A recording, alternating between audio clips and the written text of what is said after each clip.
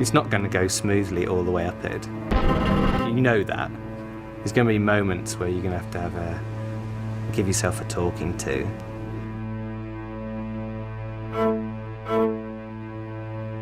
But who's sane anyway? Who's normal? I never really felt the fear. And before, I think when you're a young climber, you don't really experience the fear that much. You're quite cocky until you have like a proper climbing accident. Fell onto like a rock ledge and broke 3 ribs and cracked my pelvis. Changed my climbing forever, I think that has.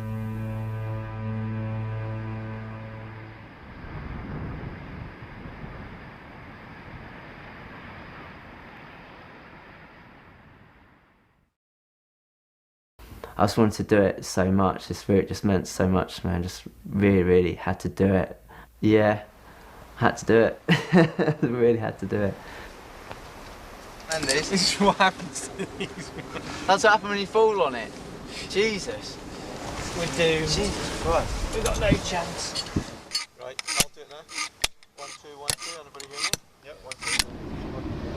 It's probably not the way most people would describe fun, but for me, I always go back to what you do as a kid. You know, you'd search out the highest looking tree that had the bendiest looking branches, and it would be a dare to see who could get highest on those. And I think there's still that element of climbing, is you want to climb the maddest looking things, and Great White Fright is kind of about as mad as it gets. I'm quite scared actually. No, it's like been here and seen it, you know what we're in for. The Great White Fright, Jesus Christ.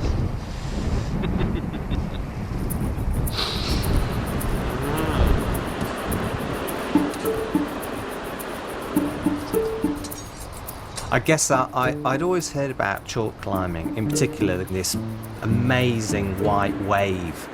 I guess the combination of the esoteric aspect, the kind of mad British element, together with something that was actually really hard.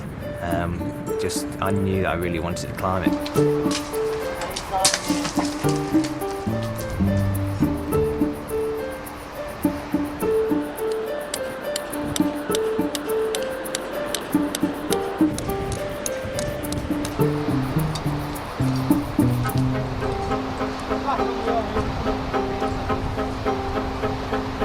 I've quite enjoyed repeating quite a few of Mick's routes. It's always a bit mad, but it's usually a really good quality adventure.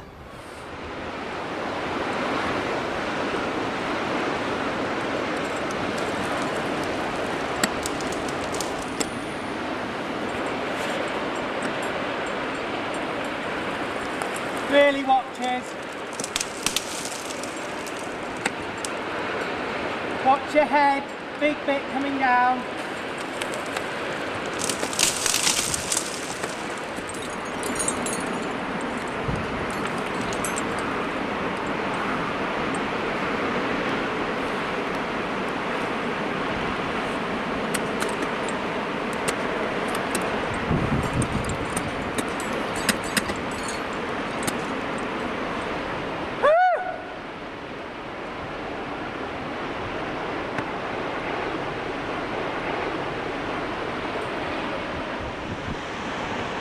Chalk's a very odd medium, really. It's similar to ice, but in a way it's kind of less predictable. Low down, where the rocks are getting washed by the waves, it's actually quite soft. It's almost creamy, and your ice axes go in very far, very quickly. As you get higher, the chalk dries out, and it'll hold for a short little while and then rip out. So you've kind of got to bury the axe a bit. Trouble is, the second pitch is a real shock horror. There, you can't even rely on the chalk that you're whamming your axe in.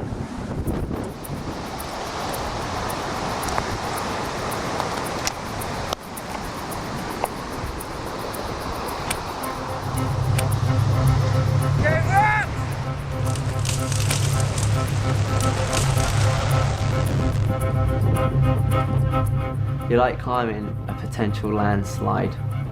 Literally, you've got to make sure, you've got to try and disturb like at least amount of it as possible, or else it's all just going to come off in the shelf. You can't just like panic, 'cause if you panic, that's when you're going to make mistakes, really.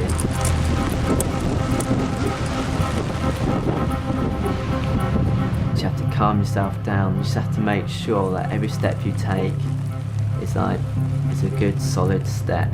Talking to yourself and keeping your heart down, you can feel it like in your chest, and it just really wants to go like the clappers. You might think, right, next step, come on, let's do it. Oh, it's a nice day, sun's shining, oh, I'm by the sea.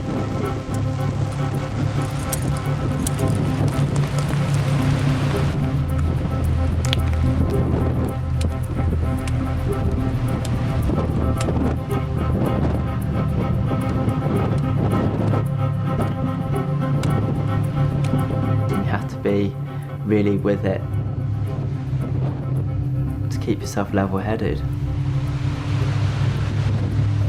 Yeah, you're on your own.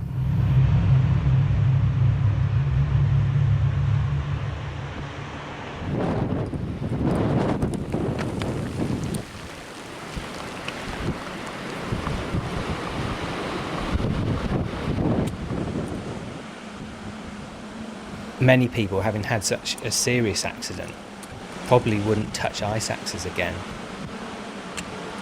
Before, he was very kind of playful, exuberant, very confident in a way.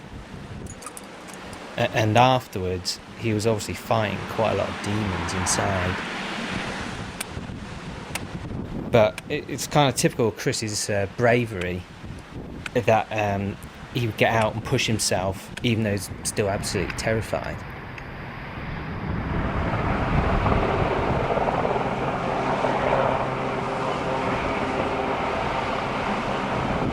Ian! Climbing ready!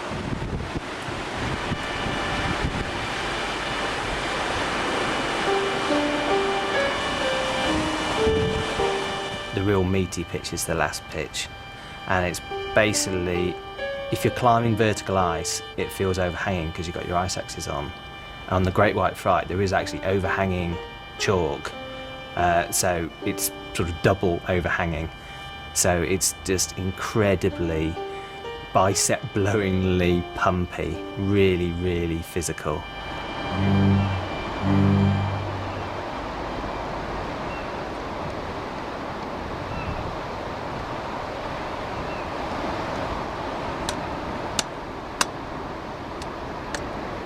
I guess the big challenge is going to be whether to stop to place protection, whether to run it out, get terrified, keeping fresh, or stopping and placing the protection and pumping out.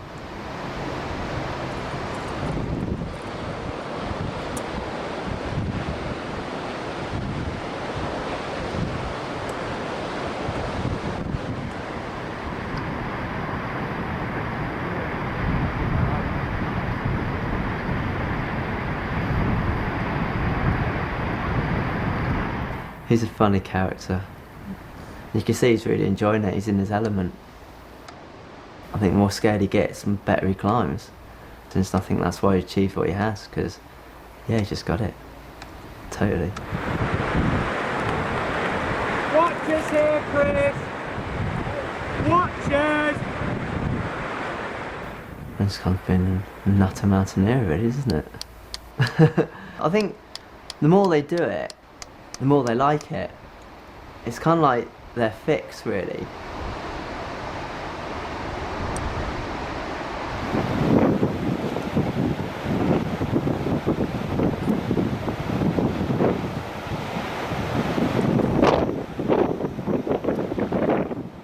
When you do these quite serious routes, there's obviously points where you really wish you weren't there. But in a way, that's kind of the challenge, is confronting that fear and then working out a way of pushing yourself on. And that's the bit I like, really, when you can talk yourself round and you can almost get energy from that fear to kind of push you on. And you have to kind of basically change your state of being from being like a mouse into a monster.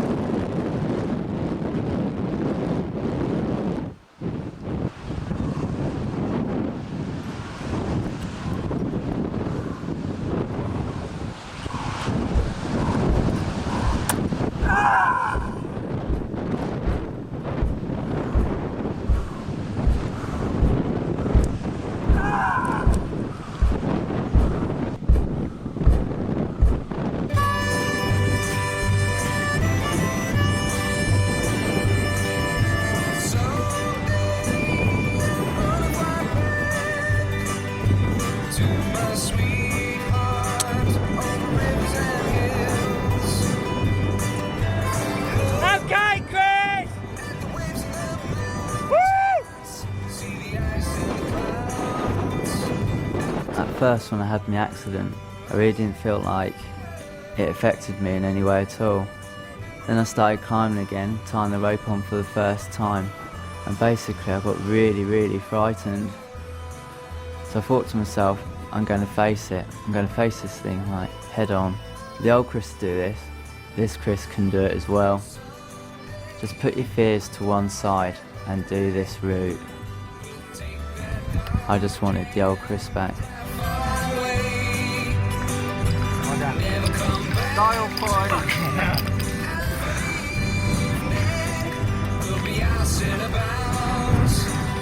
You alright, Chris? I didn't know fucking top rope and I was scared. Good effort, mate. Fuck, that's the most frightening thing I've ever done in my life. That man is a fucking geezer. That man there is a fucking geezer. He is. Oh, look at that. Very man love for this film. Fucking man, my man. This is the man. You're shaking. You're shaking all over. I just like pumped out my bracket. I could just hardly hold my tools. No, stop. Shake, get it back. Stop. Shake. It's just like 0 to 100 in like 1 second.